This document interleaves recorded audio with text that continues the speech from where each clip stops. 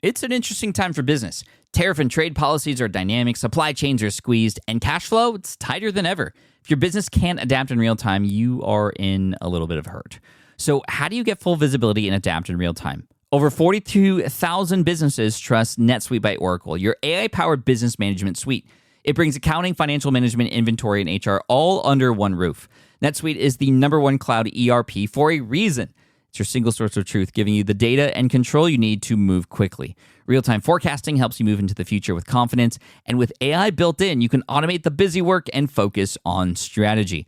NetSuite helps you see what's stuck, what it's costing you, and how to pivot fast. If I were running a business with a lot of moving parts, I'd use NetSuite for full control over everything. Tame the chaos with NetSuite. If your revenues are at least in the 7 figures, download the free ebook, Navigating Global Trade, 3 Insights for Leaders at netsuite.com/SPI. That's netsuite.com/SPI. You spent months building towards launch day, but when the clock hits 0, your site crashes. Bots swarm, and loyal fans rage on Reddit. That's not good. Fanfare was built to stop that. Fanfare is the drop platform made for high-pressure moments, stampede-proof infrastructure, verified waitlists, and bot filters that actually work. Instead of refunds and rage, you get retention and revenue. And that sounds great to me. Your next launch shouldn't be a gamble. Get Fanfare's 5-step hype drop playbook and learn how to bulletproof your drop at fanfare.io/playbook. Again, that's fanfare.io/playbook. Welcome to the Smart Passive Income Podcast, where it's all about working hard now so you can sit back and reap the benefits later. And now your host. He's buying himself a bass fishing kayak for his 40th birthday, Pat Flynn. Hey, a couple episodes ago, I mentioned the Unstuck newsletter. This is SPI's brand new newsletter, something that you could look forward to in your inbox, a 5-minute quick hit of inspiration, education, something that's going to help you get unstuck in your business. And if you want to check that out, smartpassiveincome.com/unstuck. And issue 1 came out, and people have been raving about it. It's been awesome. And just thank you for the positive feedback and also the constructive feedback since we've published Unstuck. And again, if you want to check it out, smartpassiveincome.com/unstuck. But I wanted to cover what we covered in issue 1, which came out at the end of August, because this is something that has been a game changer for myself as a content creator. And if you are a content creator, and it doesn't matter what platform you're on, if you're on a short form video social media platform, or you're a podcaster like myself or doing videos too, this tip is going to help you. And this is with regards to a term that I coined called Crowdsparking. Now, maybe somebody else came up with that term before me, but I've been using it a lot lately. And this is the idea of, crowdsourcing, right? Sourcing from a crowd to create something.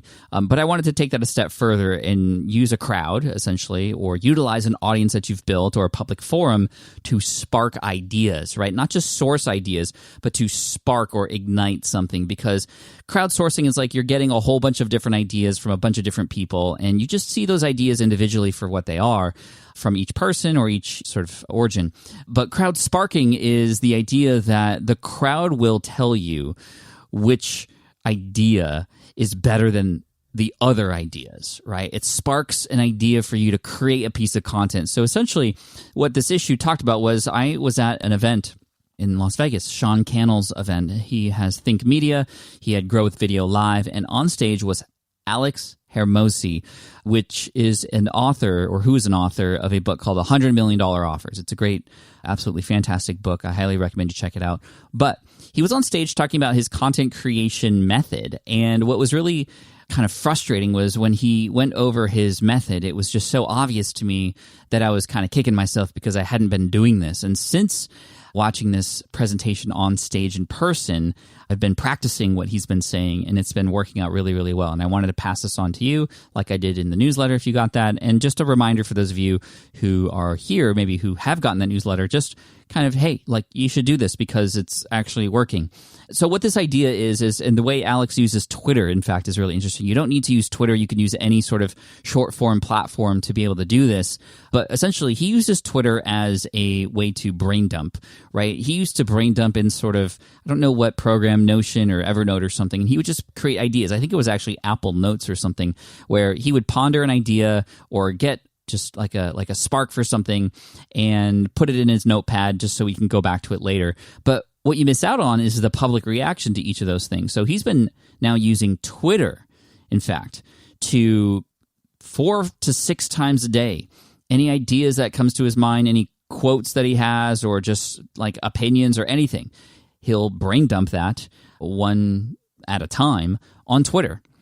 And what will happen is the audience will respond. They'll either heart it or retweet it or reply to it, in which case he might have an engaging conversation, and that's really useful. Or it might just be crickets, and that's useful as well. Because now Alex knows that idea is not one worth putting in more time for a longer form piece of content like on his podcast or like on his YouTube channel. And he's been able to grow both of those channels by hundreds of thousands of subscribers in a very short period of time. He's a seasoned business owner, Alex Hermosi, but he's fairly new to content creation, especially taking it seriously like this. And he was teaching this on stage, and it was blowing everybody's minds. And again, the reason my mind was blown was just like, this is so obvious, and I don't know why I haven't been doing this. So if you have been following me on Twitter lately, you'll notice that once or twice a day, I'll post a thought or an idea, and there's a wide range of responses. And those responses that have the most engagement gives me an idea for what to create a podcast episode about. In fact, some of the podcast episodes and follow-up Fridays that have come as a result of Crowdsparking. And again, the idea that it just sparks an idea and they spark it together, right? It takes energy to create a spark to then light that fire. And this is where Crowdsparking can come into play. I don't know if that's going to catch on as far as a term, but I'm doing it, right? Just like on Mean Girls, it's so fetch.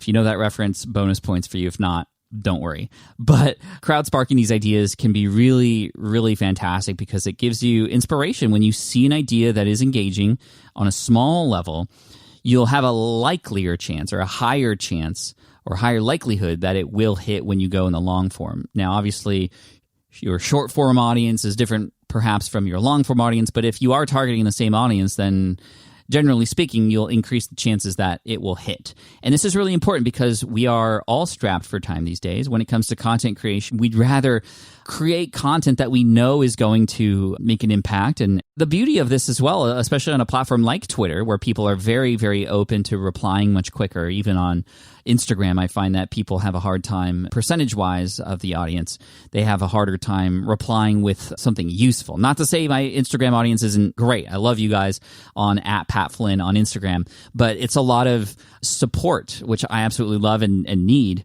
versus Twitter, which is like oftentimes constructive feedback and criticism, which I need, as well as not just support, but validation, using language that can be really helpful. And that's the other thing about this is when you have these engaging responses, Instagram stories are a great place for this as well, by the way, especially when you get those direct messages back. Those are very intimate messages coming your way. And that language, like I was saying, the language from Instagram stories, language from Twitter, this can work on LinkedIn and other smaller short-form social media platforms. The language you can see come in is language that you could use when you create your long-form content, right?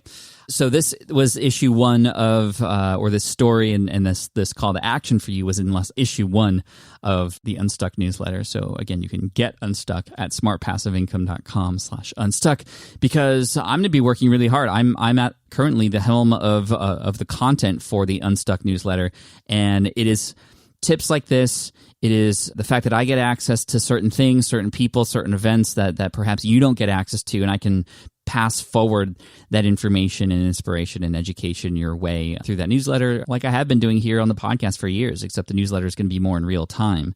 So crowdsparking, do it. Because when you experiment on a podcast, it takes a lot longer, for example, to know whether or not there is something there, right? And I always encourage that. Yes, you should definitely experiment with your podcast. You should try different formats. You should try new things and see what works, see what doesn't. But on the more faster moving platforms like Twitter, you're able to just really quickly understand, hey, did that hit home and did that not hit home? In fact, there was a tweet that I posted not too long ago that basically was like, hey, I offered this really amazing tip about working in public, and that if you're going to be marketing something, you want to make sure you market it as you are creating it, for example. And this way, when you launch the thing, there's already people who are invested in it, who have commented about it, who know it exists. You're building awareness, and that's what marketing is. And to do it while you're creating is much better than waiting until the thing's done and then asking, okay, now how do I get people to find this? Anyway, a great tip, very useful tip. Hardly any engagement at all on Twitter. And yes, there's factors that could be involved with that, time of posting, day of the week, etc. But this was posted on a Monday or a Tuesday.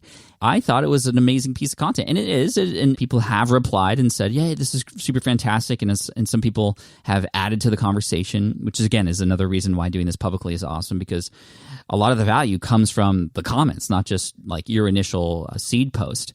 But it kind of fell flat. So in my head, I was like, "Ooh, this would be a great newsletter." Right, for the Unstuck newsletter, or this would be a great blog post or a podcast episode or a video.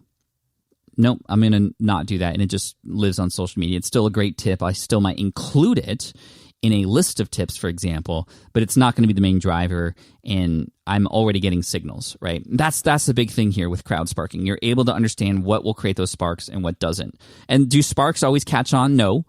But again, it at least gives you the higher likelihood or the higher chance that it will catch fire and spread in a good way, right? Not like wildfire spreading. We want to control those or not have any of those. But anyway, I hope this was helpful. Thank you so much. I appreciate you. If you want to go get Unstuck, that is our SPI newsletter in your inbox every single week, head on over to smartpassiveincome.com/unstuck, and you could subscribe there, and I promise you it's going to be worth your time. So make sure to check that out, and have a wonderful weekend, and I look forward to serving you in next week's episode. We got another great interview coming your way, and just the lineup for the rest of the year is blowing my mind. It's just, I'm so excited. There's some special surprises, some surprise guests that I know that you won't be able to guess. I guarantee it, but are probably going to blow your mind. And also just, again, great content, great success stories. And we also have coming up another series of SPI pros who are going to grab the mic here on Fridays. A lot of you have been leaving a lot of positive feedback, and just love hearing from our own community members, people just like you, who are over at SPI Pro. And again, you can always apply to SPI Pro and check out the learner community, see if that's right for you. SPIPro.com. I highly recommend you check that out. Anyway, thank you so much. I appreciate you, and I'll see you in the next one. Cheers. Thanks for listening to the Smart Passive Income Podcast at smartpassiveincome.com. I'm your host, Pat Flynn. Our senior producer is Sarah Jane Hess. Our series producer is David Grabowski. And our executive producer is Matt Gartland. Sound editing by Duncan Brown. The Smart Passive Income Podcast is a production of SPI Media. We'll catch you in the next session.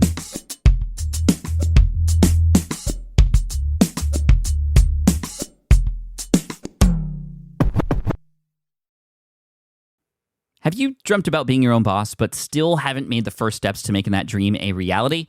Well, I get that. Starting a business can feel super overwhelming with legal forms, paperwork, finances. It's a lot. And that's why I'm excited to tell you about Taylor Brands. Taylor is a complete business builder designed to make launching your business simple and stress-free.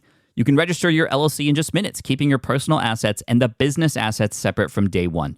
From there, you get access to everything you need to get off the ground. Legal documents, licenses and permits, invoicing and bookkeeping tools, and even a 100-day business coaching program, all designed to help you hit the ground running. You'll also get a free, personalized business plan, branding tools, and so much more. And of course, listeners of this show get an exclusive 35% discount to get started. All you have to do is head to taylorbrands.com/SPI. That's TAILORBRANDS.com/SPI. Stop dreaming, start building with Taylor Brands. I get it. You want to grow your business, but selling at scale feels overwhelming. You're drowning in complicated funnels, creating different lead magnets, or constantly posting on social media. And that gets exhausting fast, especially when you're trying to sell to hundreds or thousands of people. But what if you could sell at scale with a simple, powerful quiz? A score app quiz or assessment asks your audience key questions and gives them instant personalized results based on their answers. Your audience gets to know where they are now and shows them the steps they need to hit their goals. You can set up a quiz in minutes using Score App's templates and have a powerful lead magnet that'll do the selling for you. The best part is your audience actually wants to take this quiz, and you build huge amounts of trust before you even make a single offer. No hard sales, no chasing leads, just value at scale. Get 50% off the first 3 months using the discount code SPI. Just head to scoreapp.com/SPI. Again, that's scoreapp.com/SPI.